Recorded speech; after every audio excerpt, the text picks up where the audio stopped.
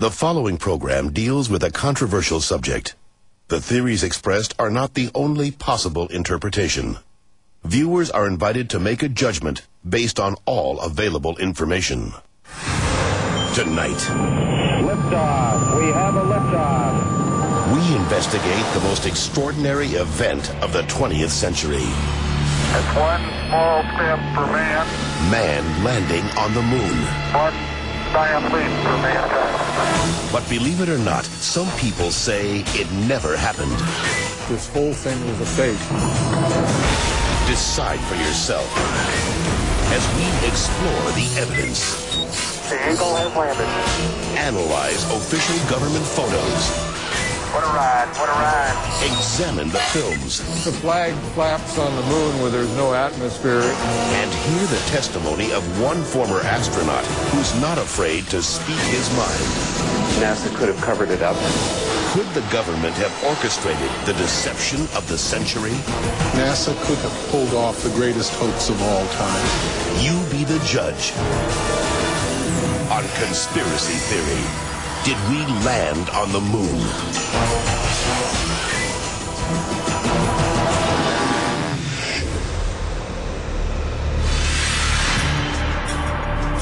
On July 16th, 1969, America held its breath. 10, 9, ignition sequence start. 6, 2, 1, 0.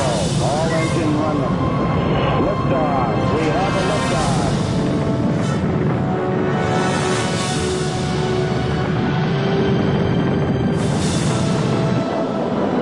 Apollo 11 blasted into space, beginning its 250,000-mile journey to the moon. During their 8-day voyage, the Apollo 11 astronauts saw spectacular views of the Earth, floated in a weightless environment, and supposedly went where no man had gone before. Guys looking good, down a half. Lights on, picking up some dust. 4 forward, drift into the right a little. Contact light. Okay, engine stop. We copy you down, Eagle. Houston, Tranquility Base here. The Eagle has landed. But did it? Did they really land on the moon? Most of us think so. Millions of people watched on television as the lunar lander touched down, and these unforgettable words were spoken. It's one small step for man, one giant leap for mankind. But even today, there are those who claim that believing in man's one small step requires one giant leap of faith. Bill Kaysing was an analyst and engineer at Rocketdyne, the company that designed the Apollo rockets.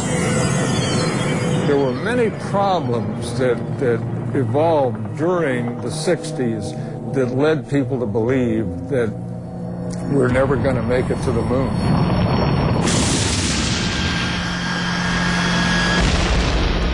Three decades ago, when the world watched Apollo's lunar landings, Bill Kaysing was watching too. But what he saw on television, combined with his experiences at Rocketdyne, made him a skeptic. The whole thing then seemed phony to me. I think it was an intuitive feeling that what was being shown was not real. As he studied the footage more closely, he was shocked to find several inconsistencies. Kaysing observed that despite the clarity of deep space, the stars were missing from the black lunar sky. He saw the American flag waving, even though there is no air on the moon. And he discovered that there was no blast crater beneath the lunar lander, where its powerful rocket engine had fired. This evidence convinced Kaysing that we never sent a man to the moon. But NASA dismisses these charges. There are always going to be people who believe some outlandish theories, and the notion that we somehow were able to fake the lunar missions is pretty outlandish. As outlandish as it might seem, it has been estimated that as many as 20% of Americans believe we never went to the moon. But how could anyone think that one of the greatest moments in human history is a hoax? Is it really possible that NASA deceived the world? According to a former astronaut, it's entirely possible. Regarding the Apollo mission, I can't say 100% for sure whether these men walked on the moon. Brian O'Leary was a NASA astronaut in the 1960s and served as a science advisor during the Apollo moon missions. It's possible that NASA could have covered it up just in order to cut corners and to be the first to allegedly go to the moon. Was getting to the moon first so important that our government would consider faking it? To find the answer, we have to go back 40 years, to a time when America and the Soviets were locked in a struggle for world domination. People assumed that the nation that won the space race would win the Cold War. We defined that as being first to the moon. It was a time of more or less national hysteria. On October 4th, 1957, the Soviets terrified America when they sent Sputnik, the world's first satellite, into orbit. The New York Times had to publish an article explaining to Americans that it did not carry nuclear bombs that could be dropped on the city from that altitude. The American public's fear of nuclear annihilation intensified as Russia took the lead in the space race. House Speaker announced in Congress that we may be headed for extinction. Many feared that the Soviet Union's ultimate goal was to put a missile base on the moon.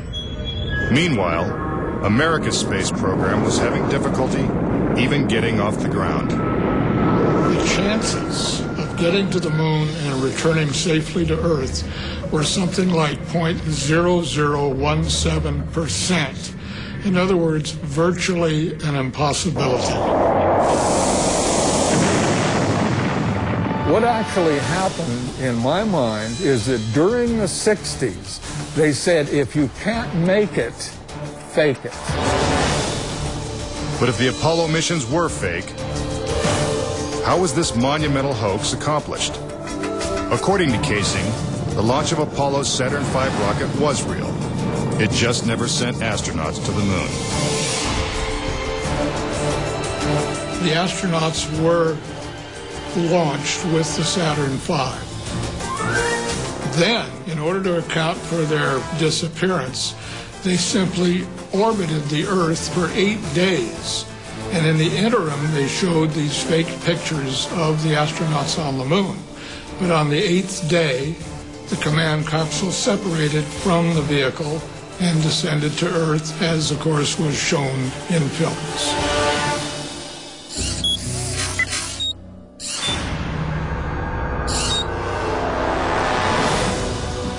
This theory inspired the 1978 movie Capricorn 1, in which the government attempts to fool the world by faking a mission to Mars. We do not claim this planet in the name of America. We claim it in the name of all the people of the planet Earth. The Apollo footage is strikingly similar to the scenes in Capricorn 1. Producer Paul Lazarus suggests that the film's plotline could be more fact than fiction. I believe, had they wanted to, that NASA could indeed have pulled off the greatest hoax of all time, never sent anyone to the moon, and recreated it in a television studio.